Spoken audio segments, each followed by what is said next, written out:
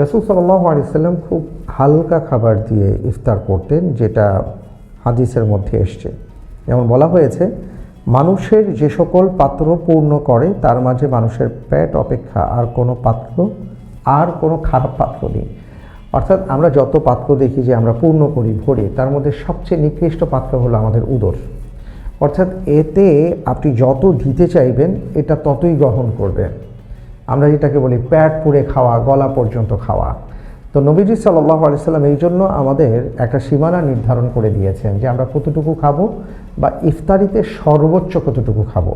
সেটা বলা হয়েছে, খাদ্যের জন্য আমরা আমাদের উদরকে 3 ভাগ করব। 1/3 খাদ্য, 1/3 পানীয়, অবশিষ্টাংশ শ্বাস প্রশ্বাস চলাচলের জন্য রেখে দেওয়া উচিত। সুনানে তিরমিজির মধ্যে হাদিসটি এসছে।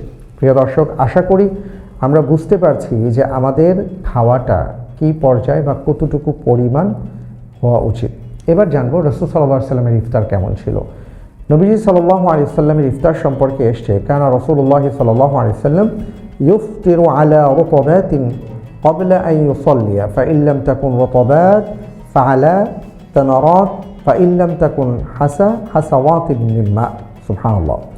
হাদিসের মধ্যে এসছে রাসূল সাল্লাল্লাহু আলাইহি ওয়াসাল্লাম সালাতের পূর্বে, অর্থাৎ মাগরিবের সালাতের পূর্বে তাজা খেজুর দ্বারা ইফতার করতেন। যদি তাজা খেজুর পাওয়া না যেত, শুকনো খেজুর দ্বারা ইফতার করতেন। শুকনো খেজুর যদি পাওয়া না যেত, তাহলে কয়েক ঢোক পানি দ্বারা ইফতার করতেন। আপনি এই হাদিসে কি পেয়েছেন? কয়টা মেনু পেয়েছেন প্রিয় দর্শক? আমি কয়টা পেয়েছি? আমরা সবাই একই রকম পেয়েছি। সেটা হলো, মেনু ছিল একটা, কেবল খেজুর। এবং সেই খেজুরের মধ্যে তিনি যেই খেজুরটা তাজা, কাঁচা পাকা খেজুর বা তাজা, ওই খেজুরটা দিয়ে তিনি ইফতার করতেন। সেটা না থাকলে শুকনো খেজুর দিয়ে করতেন।